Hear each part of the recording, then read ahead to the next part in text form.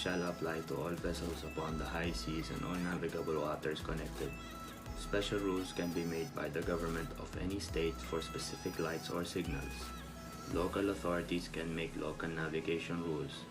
Special rules can be made by the government of any state for specific lights or signals. Exceptions allowed based on specific nature of work or construction of particular vessel. For example, navigation lights on aircraft carriers and submarines. Rule number 2, responsibility. Part A says that nobody is accepted for the responsibilities of any accidents that could occur. The vessel owner, master, and crew are all responsible of the consequences of any neglect to follow these rules. Part B says that breaking the rules is allowed when it is needed to be broken to avoid danger like collision. Some rules can limit the vessels from their performance to avoid whatever danger they are. So it is allowed to break these rules for the sake of the safety of the crew and the ship. The third and final rule of Part A is called definition. This rule revolves around the appropriate definitions to use. For example, the word vessel includes every description of watercraft that is capable of being used as a means of transportation in water. Power-driven vessel means any vessel propelled by machinery. Seaplanes means any aircraft designed to maneuver on the water. Or application. In this section, apply in any condition of visibility. It means that the above section apply to all vessels and under any condition of visibility. That is good as well as when under poor visibility, whatever the cause. Rule 5. Lookout. Lookout means to see and understand the situation by sight and hearing, as well by other means, which may be by radar and GPS, and by other electronic devices.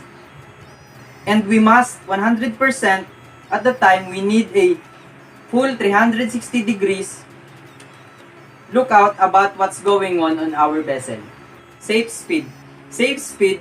Always proceed at safe speed appropriate to the prevailing circumstances and condition. Appropriate safe speed in every vessel is a must.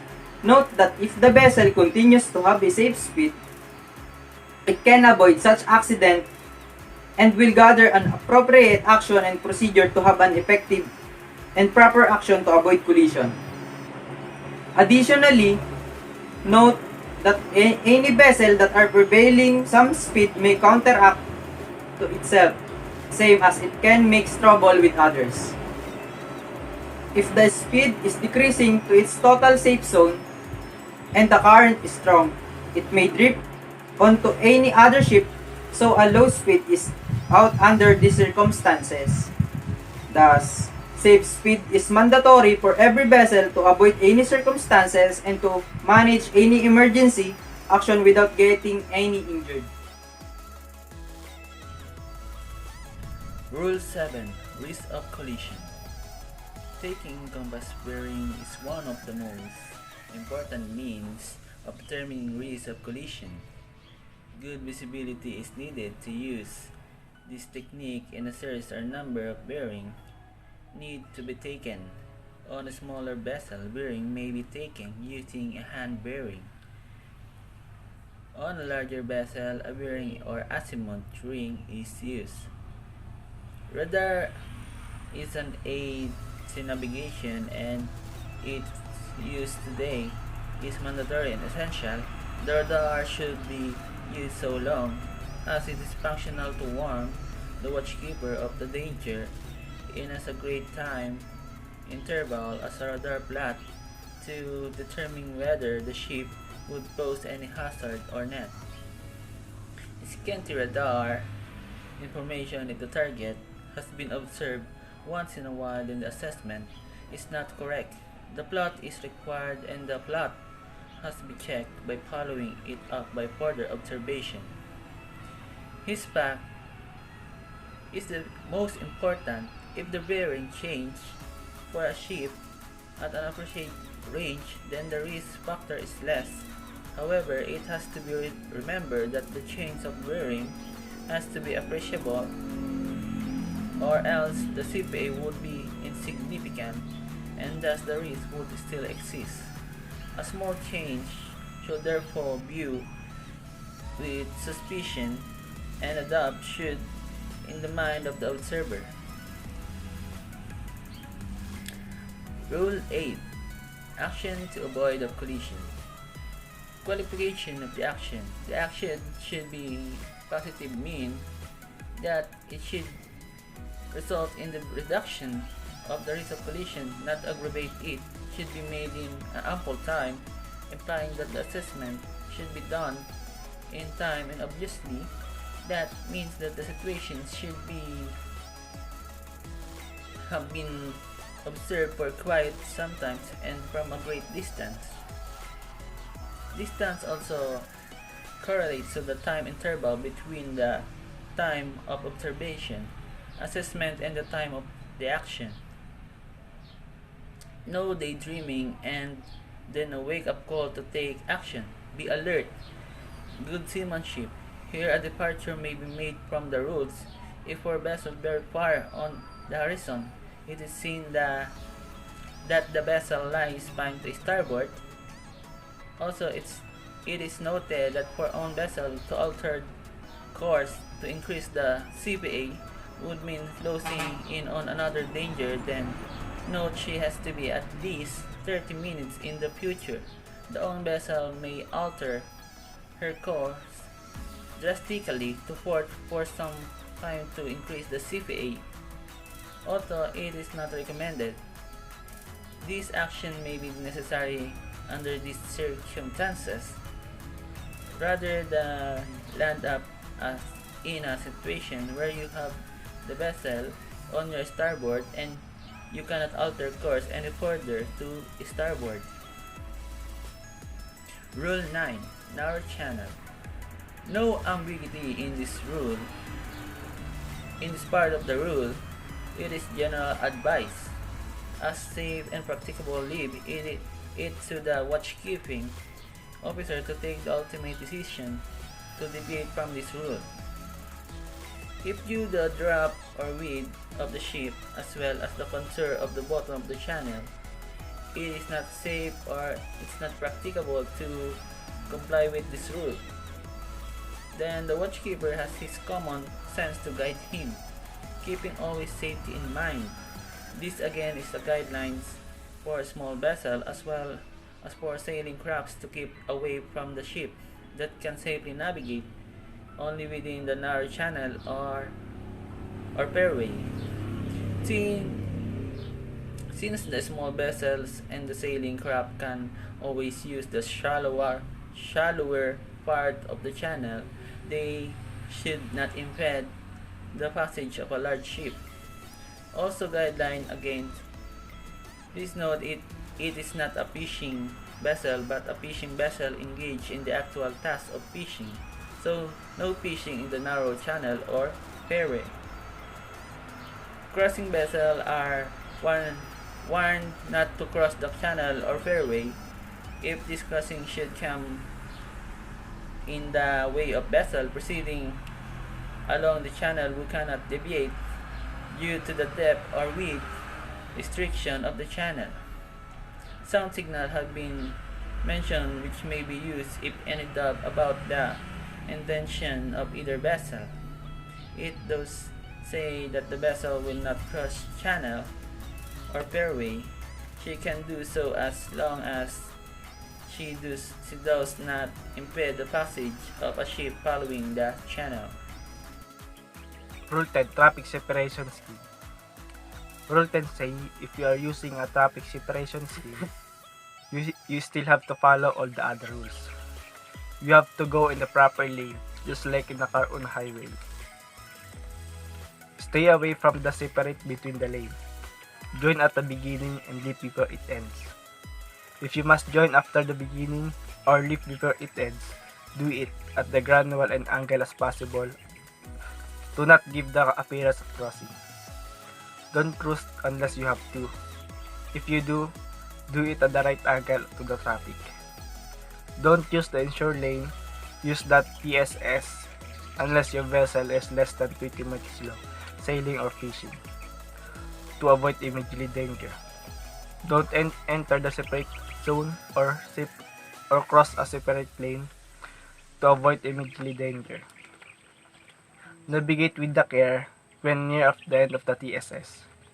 Don't anchor near of the end of the TSS. If your vessel is not using a TSS, stay away from it.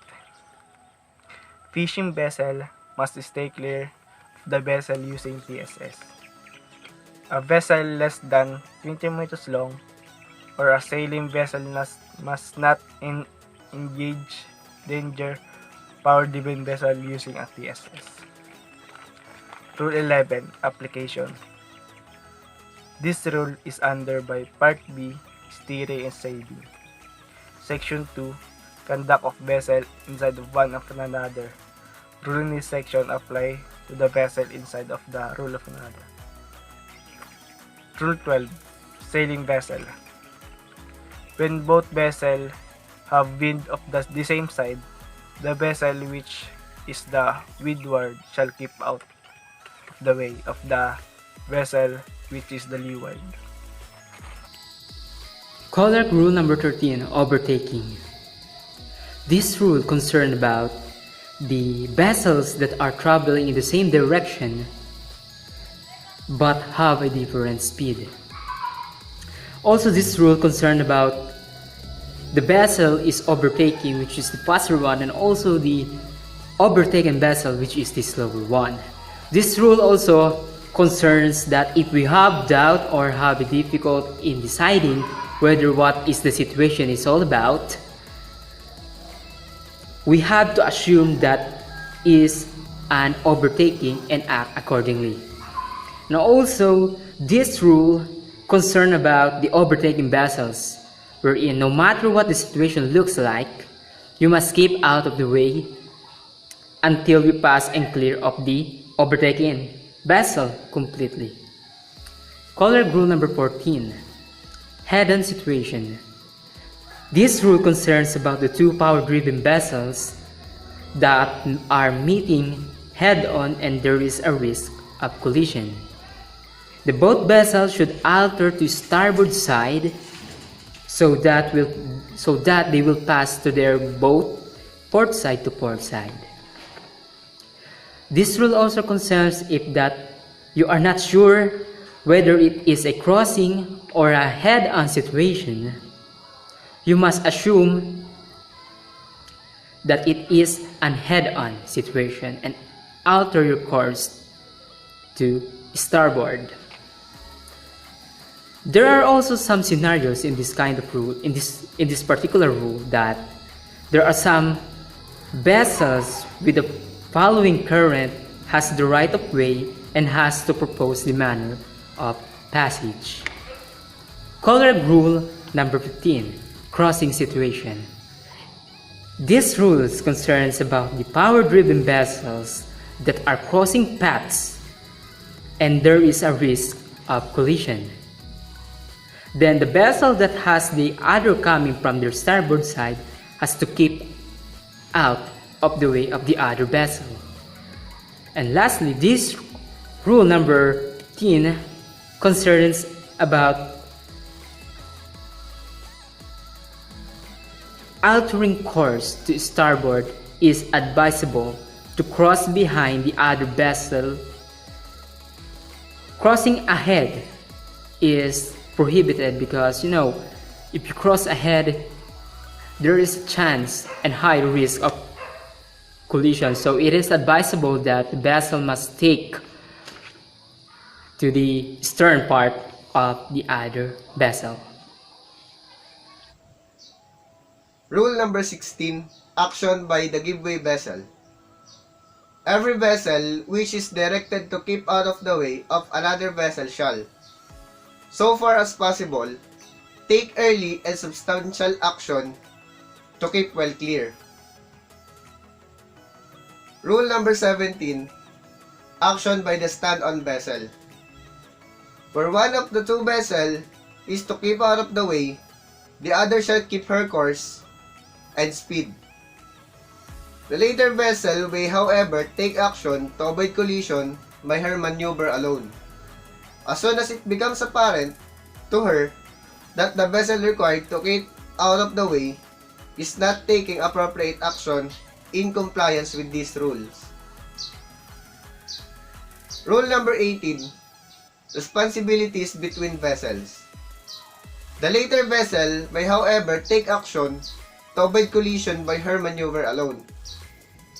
As soon as it becomes apparent to her that the vessel required to keep out of the way is not taking appropriate action in compliance with these rules. Rule number 19. Conduct of vessel in restricted visibility. This rule applies to vessels not in sight of one another when navigating in or near an area of restricted visibility. Every vessel shall proceed at a safe speed adapted to the prevailing circumstances and conditions of restricted visibility. A power-driven vessel shall have her engines ready for the immediate maneuver. That's all. Rules 1 to 19 collision regulation.